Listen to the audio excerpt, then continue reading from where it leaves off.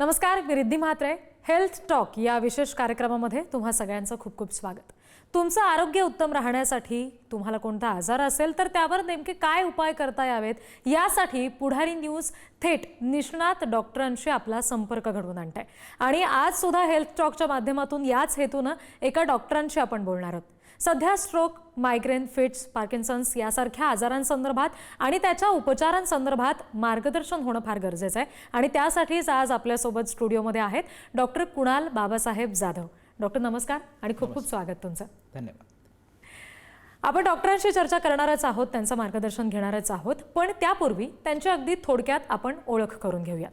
Doctor Kunal Jadhav हे पुण्याच्या Medicover हॉस्पिटलमध्ये कन्सल्टंट न्यूरोलॉजिस्ट आहेत. त्यांचं शिक्षण हे महाराष्ट्र आरोग्य विज्ञान विद्यापीठामधून MBBS, MD in general medicine, DM in neurology आणि न्यूरोविज्ञानात विशेष प्रशिक्षण असं झालेलं आहे. डॉक्टर कुणाल यांना न्यूरोलॉजी क्षेत्रामध्ये 8 पेक्षा अधिक वर्षांचा अनुभव आहे. विविध जटिल न्यूरो केस हाताळण्याचा त्यांचा यशस्वी अनुभव आहे. शिवाय रुग्णांना समजून घेऊन त्यांच्याशी सुलभ भाषेमध्ये त्यांना मार्गदर्शन करण्याची, संवाद साधण्याची डॉक्टर कुणाल यांची शैली सुद्धा या सगळ्यामध्ये फार महत्त्वाची ठरते. डॉक्टर कुणाल हे स्ट्रोक, फिट्स, पार्किन्सन्स डिसीज, त्याचबरोबर migraine, multiple sclerosis, neuromuscular disorder, neuro preventive care आणि संशोधन या सगळ्या क्षेत्रामध्ये निष्णात आहेत. आणि त्यामुळे आज डॉक्टरांकडून आपण विविध मुद्द्यांवरचं मार्गदर्शन जाणून घेणार आहोत. चर्चेची आपण सुरुवात करूया. डॉक्टर, सुरुवातीला मला असं विचारायचं आहे की स्ट्रोक म्हणजे नेमकं काय? स्ट्रोक म्हणजे साध्या सोप्या भाषेत सांगायचं तर मेंदूला अचानक रक्तपुरवठा कमी पडणे. मेंदूला अचानक रक्तपुरवठा कमी पडल्यामुळे मेंदूला ऑक्सिजन कमी जाते. ऑक्सिजन न भेटल्यामुळे मेंदूचे जे सेल्स असतात, न्यूरॉन्स, ते झपाट्याने त्यांची संख्या कमी होऊ लागते आणि तो भाग मग निष्कामी होतो जर त्याला आपण व्यवस्थित ट्रीटमेंट नाही दिली तर. तर मेंदूचा पॅरालिसिस किंवा ब्रेन स्ट्रोक 2 प्रकारचं असतं. एक, रक्तवाहिनीमध्ये रक्त घट्ट होऊन रक्त ब्लॉकेज होणं आणि पुढे रक्त न जाणं. तर हे 85% लोकांमध्ये हा प्रकार असतो. दुसरं, मेंदूच्या रक्तवाहिन्या नाजूक होऊन त्याच्यात BP, ब्लड प्रेशर वाढून त्या फुटणे, त्याला हिमरेजिक स्ट्रोक असे म्हणतात. तर हा 15% लोकांमध्ये हा प्रकार घडतो. तर हे मेंदूचं पॅरालिसिस म्हणजे रक्तवाहिनीत रक्त कमी पडून किंवा रक्तवाहिनीचा रक्तस्राव होऊन मेंदूला रक्त न जाणे, ऑक्सिजन कमी पडणे आणि मेंदूला डॅमेज होणे. बर. पण मग हा जो स्ट्रोक आहे तो येण्यामागची मुख्य कारणं नेमकी कोणती सांगता येतील? ह्याच्यातले मुख्य कारणं 2 प्रकारे आपण डिवाइड करू. एक, जे आपल्या हातात नाहीत म्हणजे आपण त्याच्यासाठी रिस्पॉन्सिबल नसतो, आणि दुसरं आपल्या चुकांमुळे झालेले कारण. तर जे आपल्या हातात नाही ते म्हणजे वयोमानाप्रमाणे रक्तवाहिनीत रक्तदाब वाढणे, रक्त घट्ट होणे, रक्तवाहिन्यांमध्ये कोलेस्ट्रॉल जमा होणे, हे जे आहे वयोमानाने होणारे प्रॉब्लेम, ते आपल्या हातात नाहीत. दुसरं, आपल्या चुकांमुळे झालेला पॅरालिसिसचे रिस्क, ते म्हणजे रक्तदाब, BP वाढणे, शुगर वाढणे, आपली अनहेल्दी लाईफस्टाईल, आपण रेग्युलर एक्झरसाइज वगैरे न करणे, आपला आहार नीट नसणे आणि मानसिक ताण, यामुळे झालेले मेंदूचे पॅरालिसिसचा प्रकार. तर हे आपल्या हातात आहे आणि ते आपण प्रिव्हेंट करू शकतो. बरोबर.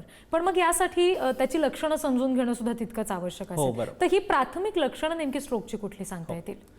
तर प्राथमिक लक्षणं जी आहे मेंदूच्या पॅरालिसिसची किंवा स्ट्रोकची, ते म्हणजे अचानक आलेलं चेहऱ्याला, एका चेहऱ्याच्या भागाला कमजोरी पडणे, हात किंवा पाय कमजोर पडणे, नीट बोलता न येणे आणि बॅलन्स बिघडणे किंवा डोळ्याला कमी दिसणे, हे प्रकार अचानक जर घडले असतील की आपला पेशंट किंवा आपला घरातला व्यक्ती 15 मिनिटं आधी सगळं हे करत होता आणि 15 मिनिटात हे करत नाहीये, तर हे मेंदूच्या पॅरालिसिसचे मेन लक्षण आहेत. बरं. पण मग अशा वेळेला स्ट्रोक आल्यानंतर सुरुवातीची काही मिनिटं आपण म्हणतो की फार महत्त्वाची असतात. तर ह्या सुरुवातीच्या पहिल्या काही मिनिटांमध्ये नेमकं काय केलं पाहिजे? सगळ्यात महत्त्वाचं म्हणजे हे खरंच पॅरालिसिसचंच लक्षण आहे किंवा ब्रेन स्ट्रोकचं लक्षण आहे हे जाणून घ्यायला पाहिजे. जर हे माहीत नसेल तर मग चेहऱ्याचे जे एका साईडची जी कमजोरी असते ते आपण कोणत्या तरी वेग कारणाकडे आपण त्याच्या दुर्लक्ष करू शकतो. आपण नीट झोपलो नसेल म्हणून हात उचलत नाहीये किंवा आपण पाणी पिलो नसेल म्हणून घोगरेपणा किंवा बोलणं नीट होत नाहीये, असं जर आपण दुर्लक्षित केलं ह्या सिम्पटम्सकडे, तर मग पॅरालिसिसचं ट्रीटमेंट डिले होऊन जाते. त्यामुळे पहिल्या 5 ते 10 मिनिटात किंवा 15 मिनिटात हे पॅरालिसिसचेच लक्षण आहे हे जाणून घेणं. त्या पेशंटला जर गिळता येत नसेल किंवा पाणी पिता येत नसेल तर आपण बळजबरी पाणी किंवा औषधं न देणं आणि इमिजिएटली ॲम्ब्युलन्सला कॉल करून लवकरात लवकर नियर बाय हॉस्पिटलमध्ये जाणं हे सगळ्यात महत्त्वाचं आहे. जर त्या पेशंटने बीपीचे औषधं मिस केले असतील, शुगरचे औषधं मिस केली असतील, ते तात्काळ देणं हे त्याच्यातलं एक गोष्ट आहे जी आपण घरच्या घरी करू शकतो. बरं, हार्ट अटॅक आणि स्ट्रोक याच्यामध्ये नेमका कसा फरक सांगता येईल सोप्या भाषेत? बेसिक कारण दोन्हीमध्ये सेमच आहे. हृदयाला रक्त न जाणे, मेंदूला रक्त न जाणे. पण हृदयामध्ये जो हार्ट अटॅक येतो तो ब्लॉकेजमुळेच येतो. पण मेंदूमध्ये दोन वेगळे प्रकार आहेत, ब्लॉकेज आणि ब्लिडिंग किंवा रक्तस्राव. त्यामुळे हृदयाचे त्रास जर असेल, छाती दुखत असेल, छातीत धडधड होत असेल, श्वास घेता येत नसेल तर त्याची ट्रीटमेंट म्हणजे रक्त पातळ करायची गोळी पटकन देणे. पण मेंदूमध्ये तसं नाहीये. जर मेंदूमध्ये रक्तस्राव असेल आणि रक्त पातळ करायची गोळी किंवा इंजेक्शन दिले तर तो प्रॉब्लेम वाढू शकतो. त्यामुळे इथे ब्रेन स्कॅनिंग म्हणजे CT स्कॅन किंवा MRI लवकर करणं आणि पॅरालिसिसचा कोणता प्रकार घडतोय ते जाणून घेणं आणि मग त्याच्यावर ट्रीटमेंट करणं हे महत्त्वाचं आहे. त्यामुळे हार्ट अटॅक आणि ब्रेन प्रॉब्लेम जो ब्रेन स्ट्रोक हे सिमिलर पॅथॉलॉजीचे प्रॉब्लेम आहेत. पण कारण की ब्रेन स्ट्रोक हा कॉम्प्लिकेटेड आहे, त्याचं ट्रीटमेंट त्याचे डायग्नोसिस पण थोडं कॉम्प्लिकेटेड आहे. आणि ह्याच्यात मेन डिफरन्स हा आहे की हार्ट अटॅक जेव्हा येतो तेव्हा छातीत दुखतं, श्वास घेता येत नाही, त्यामुळे पेशंट लवकरात लवकर हॉस्पिटलला जातो. पण ब्रेन स्ट्रोक मध्ये कारण पेशंटला एक तर सांगता येत नाही की कुठं दुखतंय किंवा तो नुसतंच कमजोरी असते, दुखत कुठेच नाही. त्यामुळे ट्रीटमेंट बऱ्याच वेळेस खूप चांगले सुशिक्षित फॅमिलीकडून पण ट्रीटमेंट डिलेड होते कारण दुखत कुठेच नसतं. त्यामुळे आपण सांगितलेले लक्षणं लवकर ओळखणे आणि हा ब्रेन स्ट्रोक किंवा पॅरालिसिसचा प्रकार आहे आणि लवकर हॉस्पिटलमध्ये नेणं हे ह्याच्यात खूप इम्पॉर्टन्स आहे. आपल्याशी काही प्रेक्षक सध्या संपर्क साधतात, त्यांच्या काही समस्या आहेत त्या आपण जाणून घेऊयात. नवी मुंबईमधून सिद्धेश आपल्याशी जोडले गेलेले आहेत. सिद्धेश, नमस्कार, बोला. नमस्कार मॅम, मला डॉक्टरांना असं विचारायचं आहे, मी इंजिनिअरिंगचा एक स्टुडंट आहे, 3rd इयरचा. मधल्या काळामध्ये माझी लाईफस्टाईल बरीचशी चेंज झालेली. माझ्या खाण्यापिण्यामध्ये डाएट फास्ट फूड प्रमाण वाढलेलं आणि माझं जागण्याचं प्रमाणही खूप वाढलेलं. यामुळे मला कायम मेंदूचा त्रास जाणवतोय. तर याचा काही संबंध ब्रेन स्ट्रोकशी असू शकेल का? त्यांना मी प्रश्न विचारतो. हो जी. जर त्यांचे हे लाईफस्टाईलमुळे नुसतंच डोकं दुखत असेल तर rather than brain stroke or paralysis हे मायग्रेन किंवा अर्धशिशी असण्याचं जास्त चान्सेस आहेत. त्यामुळे सध्या त्यांच्या हिस्ट्रीवरून असं वाटतंय की ही त्यांना मायग्रेनचा त्रास आहे रादर दॅन ब्रेन पॅरालिसिस किंवा ब्रेन स्ट्रोक. ठीक. मला वाटतं सिद्धेश यांनी नक्कीच डॉक्टरांचं हे उत्तर ऐकलेलं असेल. त्यामुळे निश्चितच हा सगळा धोका लक्षात घेऊन लवकरात लवकर डॉक्टरांशी संपर्क साधणं हेच फार महत्त्वाचं ठरेल या क्षणाला. आपण पुढच्या प्रश्नाकडे वळूयात. मुळात स्ट्रोकचा हा जो धोका आहे, आता सुद्धा आपण एका पेशंटशी बोललो ज्यांनी तक्रार सांगितली की इंजिनिअरिंगचं शिक्षण घेत आहेत, म्हणजे वय कमी आहे. एकंदरीत काय नेमकं वयोगट आहे हा स्ट्रोक येण्यासाठीचा? जो डाटा सांगतो की 50 वर्षानंतर आपलं मेंदूला त्रास होण्याचं प्रमाण खूप वाढून जातं. पण आजकालचे यंग लोकांची लाईफस्टाईल ही एवढी बिघडलेली आहे की आता हॉस्पिटलमध्ये येणारे 10 ते 20% लोक हे 20 ते 40 वयोगटातले पण येऊ लागलेत. तर मला असं वाटतं की आपण त्याच्याबद्दलही थोडी चर्चा करावी. अगदी. आणि त्याच्यामुळे आता वयोगट जसं तुम्ही म्हणालात की हा सुद्धा आता तरुणांमध्ये सुद्धा खरं तर आपण म्हणूया की हा सगळा धोका येत चाललेला आहे. एकंदरीत स्ट्रोकची वेळेवर ओळख होण्यासाठी मगाशी जसं आपण म्हटलं की लक्षणं महत्त्वाची असतात, तर त्या संदर्भात नेमकं आणखी काय सांगताय? आता ह्याच्यात आपण थोडंसं डिटेलमध्ये जाऊ. जेव्हा आपल्याला एखादा पेशंट किंवा आपला फॅमिली मेंबर पॅरालिसिसचा अटॅक आहे असं वाटतंय तेव्हा साधी गोष्ट आपण करू शकतो. त्यांना स्माईल करायला सांगणे. स्माईल करताना जे दोन्ही साईडचे आपले ओठ वर जातात ते जर एका साईडला जात नसतील तर हे पहिलं लक्षण. दुसरं, त्यांचे दोन्ही हात खांद्याच्या वर उचलता येतात का, ही सगळ्यात सिंपल टेस्ट. खांद्याच्या वर जात नसतील तर कमजोरी सुरू झाली आहे. तिसरी गोष्ट, त्यांना एखादा अवघड शब्द जसं की चक्रवर्ती, राजगोपाल आचार्य किंवा हिपोपोटॅमस असे काही डिफिकल्ट शब्द उच्चारता येतात का, हे एक साधी सिंपल टेस्ट आहे ज्याच्यात आपल्याला कळतं की पेशंटला बोलण्यात काही प्रॉब्लेम आहे का. आणि शेवटचा आणि सगळ्यात महत्त्वाचं म्हणजे चालताना बॅलन्स बिघडणे किंवा अचानक एका डोळ्याला कमी दिसणे. तर हे जे लक्षणं आहेत हे मेंदूच्याच प्रॉब्लेममुळे आहेत हे आपण 100% सांगू शकतो. एक साधा माणूस ज्याला काही मेडिकलचं नॉलेज नाही हे 3-4 गोष्टी घरच्या घरी करून हे प्रायमरी ब्रेन पॅरालिसिस किंवा ब्रेन स्ट्रोकचे लक्षण आहे का हे आपण जाणून घेऊ शकतो. म्हणजे मगाशी जसं आपण चर्चा करत होतो की तुम्ही म्हणालात की फास्ट टेस्ट असा तुम्ही उल्लेख केला होता की फेस, आर्म, त्याचबरोबर स्पीच आणि टाइम, म्हणजे ह्या मुळात लक्षणं ओळखून योग्य वेळी डॉक्टरकडे जाणं आणि त्याच्या संदर्भात उपचार सुरू करणं ही तितकीच महत्त्वाची गोष्ट ठरेल असं आपण म्हणूया. मुळात स्ट्रोक पासून बचाव होणं फार गरजेचं आहे आणि ती भीती सुद्धा प्रत्येकाच्या मनात हल्ली आपण बघतो. तर त्यासाठी कुठली काळजी आधीच घेता येऊ शकते का? बरं, तर ह्याच्यासाठी सगळ्यात महत्त्वाचं आहे तुमचा BMI कंट्रोल करणं. BMI म्हणजे तुमच्या हाईटनुसार तुमचं वजन आहे का हे चेक करणं. वजन वाढलेलं असेल तर तेवढं वजन कमी करणं. तुमच्या ॲन्युअली ब्लड चेकअप करणं, त्याच्यात तुम्हाला कोलेस्ट्रॉल वाढलेलं आहे का, काही केमिकल्स वाढले आहे का जे रक्ताला घट्ट करतात, जसं होमोसिस्टीन लेवल. ही एक खूप महत्त्वाची टेस्ट आहे ज्याच्यात रक्त घट्ट होण्यासाठी ते कारणीभूत असतं. ते वाढलेलं असेल तर त्याच्यावर आपण मेडिसिन सुरू करू शकतो. तिसरी गोष्ट जी आपण करू शकतो की दररोज कदाचित शक्य होत नसेल व्यायाम करणं, चालणं, पण आठवड्यातून 3 दिवस जर आपण व्यायाम केला, कोणतेही 3 दिवस असू शकतात, तर आणि स्वतःहून आपण एखाद्या व्यसनाच्या आहारी जाऊन जे आहे तंबाखू म्हणा, अल्कोहोल म्हणा आणि काही लोकांना काही सबस्टन्स अब्यूज असतात ते न करणं हे स्ट्रोक प्रिव्हेन्शनसाठी खूप महत्त्वाचे आहे. बर, आपल्याशी आणखी काही प्रेक्षक जोडले गेलेले आहेत डॉक्टर, त्यांच्याशी आपण बोलूया. सांगलीहून इक्बाल आपल्या सोबत आहेत. इक्बालजी नमस्कार, बोला. नमस्ते सर. नमस्कार. हा, मला 1.5 वर्षामाग लहान मेंदूमध्ये रक्ताची गाठ झालती. हो. तर मी तर सांगलीमध्ये ट्रीटमेंट घेतली, पण त्यांची औषधं मी किती दिवस घ्यायची हा आपला प्रश्न पडलाय. हो, आता मेंदूचा स्ट्रोक झाल्यानंतर सुरुवातीला भरपूर गोळ्या असतात, त्यामुळे असं वाटतं की ह्या सगळ्या गोळ्या आता मी आयुष्यभर खाणार का. तर हळूहळू गोळ्या कमी होतात, जसे जसे ते फॅक्टर्स रिव्हर्स होऊन जातात. पण सगळ्यात महत्त्वाची जी औषधं आहे ते म्हणजे रक्त पातळ ठेवणारे औषधं. कारण की रक्त दररोज बनतं, तर ते दररोज बनलेल्या रक्ताला दररोज पातळ करावं लागतं. म्हणून रक्त पातळ करायची जी गोळी आहे ती तुम्हाला आयुष्यभर चालेल. आणि बाकी फॅक्टर काही असतील, शुगर, BP, झोपेची कमी, कोलेस्ट्रॉल, ह्या गोळ्या मग ॲडिशनल असतील depending on your risk factor. पण जी गोळी डॉक्टर स्वतःहून जोपर्यंत बंद करत नाही तोपर्यंत तुम्ही न बंद करणं म्हणजे रक्त पातळ करायची गोळी. बरं, अगदीच इक्बालजींनी मला वाटतं डॉक्टरांनी दिलेलं हे उत्तर नक्कीच ऐकलेलं असेल. पुन्हा एकदा आपल्या चर्चेकडे आपण येऊयात.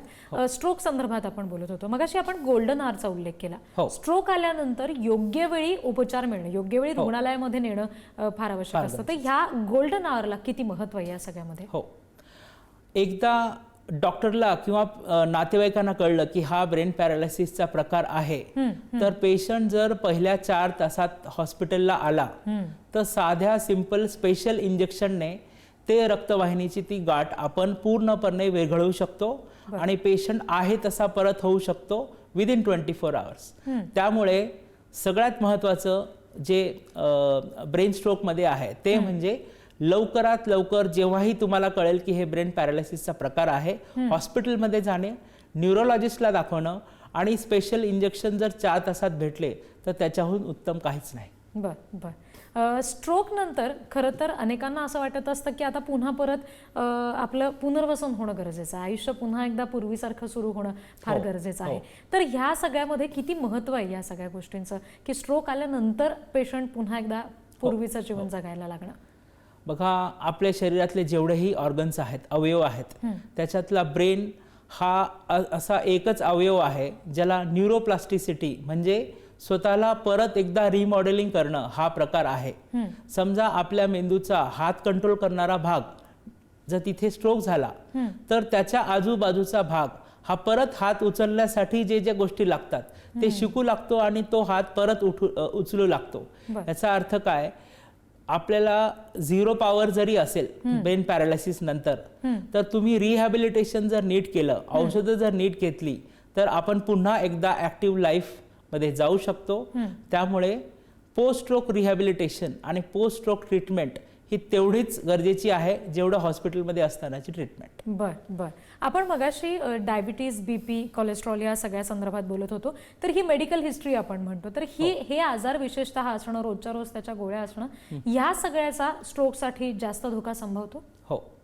जर तुमचा रक्तदाब किंवा शुगर लेवल कंट्रोलमध्ये नसेल तर नॉर्मल तुमच्या वयाचा जो दुसरा माणूस आहे त्याच्यापेक्षा तुम्हाला मेंदूचा स्ट्रोक किंवा पॅरालिसिस होण्याचे चान्सेस 3 पट जास्त असतात. बर. त्यामुळे तुमचा बीपी कंट्रोलमध्ये असणे, शुगर कंट्रोलमध्ये असणे हे खूप गरजेचं आहे. बर. त्यामुळे तुम्ही रेग्युलर डॉक्टरला at least once in a year भेटणे विदाउट एनी कंप्लेंट्स आणि once in a year routine blood checkup करणे हे खूप गरजेचं आहे. बर. एकदा स्ट्रोक येऊन गेला एखाद्या पेशंटला डॉक्टर, की मग पुन्हा परत तसा धोका असतो? हो. तुम्ही पुन्हा जर त्याच चुका केल्या तर तो पुन्हा होऊ शकतो. आणि जसं आता आपल्याला एका पेशंटने फोन केला होता की माझ्या गोळ्या आता किती दिवस खायच्या, तर त्याच्यातली जी महत्त्वाची गोळी आहे ती जर आपण घेत नसो किंवा इरेग्युलर घेत असोल तर मग तेच फॅक्टर पुन्हा येऊन आपल्याला पुन्हा पॅरालिसिस होऊ शकतं. पण जर एक गोळी घेऊन आपला पॅरालिसिस परमनंटली आपण डिले करू शकत असेल तर ती गोळी मला वाटतं घेणं गरजेचं आहे. सुरुवातीला सुद्धा तुम्ही डॉक्टर म्हणाला होतात की एकतर आपण रिस्पॉन्सिबल नसलेल्या कारणांमुळे स्ट्रोक होऊ शकतो, पण दुसरं म्हणजे आपण रिस्पॉन्सिबल असतो, आपल्या काही चुका होतात. तर ह्या चुका होऊ नयेत, आपली जीवनशैली योग्य असावी, याच्यासाठी नेमका काय सल्ला आज सगळ्यांना द्या? बघा, असं आहे की आपण आजकाल एवढे बिझी झालो आहोत की आपले रुटीन लाईफ ज्याला आपण म्हणतो ती आपण रुटीनली डिस्टर्ब करत राहतो. म्हणजे आपण जर रात्रीचं जेवण जे 8 ते 9च्या मध्ये व्हायला पाहिजे ते 10-11ला करणार, तर मग त्याच्यानंतर आपण थोडे गप्पा मारणार, टीव्ही पाहणार, मोबाईल पाहणार, ह्याच्यात आपली झोप उशिरा होऊन जाते. तर त्यामुळे मला असं वाटतं की एखाद्या दिवशी ठीक आहे, वीकेंड आहे किंवा कुठेतरी घरात काही कार्यक्रम आहे, पण जर तुम्ही रेग्युलरलीच जर अनहेल्दी गोष्टी करत असाल तर मग त्याचं नुकसान मेंदूला, हृदयाला आणि बाकी ऑर्गनला होतं. म्हणून टाईमवर झोपणे, टाईमवर जे आहे जेवणे, मानसिक ताण न घेणे, रेग्युलर एक्झरसाइज करणे आणि रेग्युलर ब्लड टेस्ट करणे, या जर गोष्टी आपण केल्या तर ह्या खूप सिंपल गोष्टी आहेत. खूप मी दररोज उठा आणि 5 किलोमीटर पळा असंही म्हणत नाहीये. तुम्ही ब्रिस्क वॉकिंग 15 मिनिटं जरी केले तरी तुम्ही ब्रेन पॅरालिसिस आणि हार्ट अटॅकचं जे प्रमाण आहे ते 50% कमी करू शकतो. बर. आता शेवटचे काही प्रश्न डॉक्टर आपण घेतोय. मेंदूचा झटका आलेल्या काही व्यक्ती असतात, तर अशा व्यक्तींसाठी दीर्घकालीन काळजी कोणती असू शकते? हो, ह्यांची दीर्घकालीन जी काळजी आहे ते म्हणजे जे औषधं गरजेचे आहेत ते घेणे, रिस्क फॅक्टर जे होते, ब्लड प्रेशर म्हणा, शुगर म्हणा, कोलेस्ट्रॉल म्हणा, ह्या सगळ्यांना कंट्रोलमध्ये ठेवणे आणि पोस्ट पॅरालिसिस जे रिहॅबिलिटेशन असतं, फिजिओथेरपी, स्पीच थेरपी, काही लोकांना सायकॅट्रिक काउन्सिलिंगची गरज असते, ती घेणं आणि ती जर लॉंग टर्म घ्यावी लागत असेल तर लॉंग टर्म ती कंटिन्यू करणं, हे महत्त्वाचे काही गोष्टी आहेत जे आपण त्याच्यात आपण लवकर रिकवर होऊ शकतो आणि पुन्हा पॅरालिसिसचा जे रिस्क आपण अवॉइड करू शकतो. आता तुम्ही म्हणालात की वय हा सुद्धा मुद्दा त्याच्यामध्ये महत्त्वाचा आहे, मेडिकल हिस्ट्री हा मुद्दा सुद्धा महत्त्वाचा आहे. पण मगाशी जसा एक फोन आपल्याला आला होता ज्यांनी सांगितलं की फार कमी वय आहे त्यांचं, अजूनही ते शिक्षण घेत आहेत, तर कमी वयामध्ये अशा पद्धतीनं स्ट्रोक येण्याचा धोका आहे का? आणि जर तसं असेल, ते होऊ नये असं वाटत असेल, तर मग त्याची लाईफस्टाईल कशी असायला पाहिजे तरुणांसाठी विशेषतः, काय सल्ला द्याल? बरोबर. तर ह्याच्यात फॅमिली हिस्ट्री एक मॅटर करते. जर तुमच्या फॅमिलीमध्ये आई वडिलांना शुगर किंवा बीपीचा त्रास असेल तर कदाचित तुम्हालाही ते प्रॉब्लेम लवकर होऊ शकतात. त्यामुळे जे आपलं कन्सेप्शन आहे की 40 नंतर 50 नंतरच बीपी वाढतो, शुगर वाढतं, तसं नाही आहे. आपल्याला जेनेटिक रित्याही आपल्याला लवकर कमी वयात पण बीपी आणि शुगरचा त्रास होऊ शकतो. त्यामुळे वजन वाढू न देणे, अनहेल्दी फूड अवॉइड करणे, रेग्युलर एक्झरसाइज करणे आणि स्मोकिंग, अल्कोहोल, टबाको ह्यांचं हे गोष्टी अवॉइड करणे हे महत्त्वाचं आहे यंग लोकांसाठी. बर. अगदी. आणि त्याच्यामुळे आता या सगळ्या बाबींचा विचार करता डॉक्टरांनी आज जे जे काही सल्ले दिलेले आहेत, मुळात स्ट्रोक म्हणजे काय इथपासून सुरू झालेली आपली चर्चा आहे, त्याच्यामागची मुख्य कारणं नेमकी कोणती होती ही सुद्धा डॉक्टरांनी सांगितली. प्राथमिक लक्षणं कशी समजून घेता येऊ शकतात, नेमकं काय घडतंय शरीरामध्ये वेगळं हे जाणवल्यानंतर ते स्ट्रोककडे जातंय असं आपण समजू शकतो, या संदर्भात सुद्धा आज मार्गदर्शन डॉक्टरांनी केलेलं आहे. सुरुवातीची काही मिनिटं या सगळ्यामध्ये फार महत्त्वाची असतात असं आपण म्हणालो. गोल्डन आवरचा उल्लेख आपण केला की स्ट्रोक आल्यानंतर पहिल्या काही मिनिटांमध्ये आपण काही गोष्टी करणं आवश्यक आहे. तर ते नेमकं काय असू शकतं?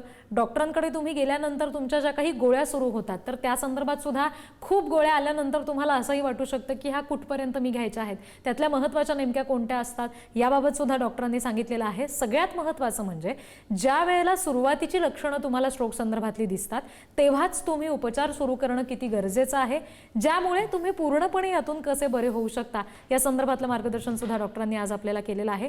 विशेषतः तरुण पिढीला महत्त्वाचा सल्ला दिलेला आहे, कारण आताची जीवनशैली ही बदलती आहे आणि त्यामुळे ती जीवनशैली लवकरात लवकर सुदृढ करून आपण या सगळ्या आजारांपासून कसे दूर राहू शकतो या संदर्भातलं खूप मोलाचं मार्गदर्शन डॉक्टरांनी आज आपल्याला केलं. डॉक्टर, तुम्ही इथे आलात, या सगळ्या मुद्द्यांवर चर्चा केलीत, मोलाचे सल्ले आम्हाला दिलेत, यासाठी खूप खूप आभार. धन्यवाद. धन्यवाद. या विशेष चर्चेसह आता हेल्थ टॉक या कार्यक्रमामध्ये इथेच थांबते. इतर महत्त्वाच्या बातम्यांसाठी बघत रहा पुढारी न्यूज.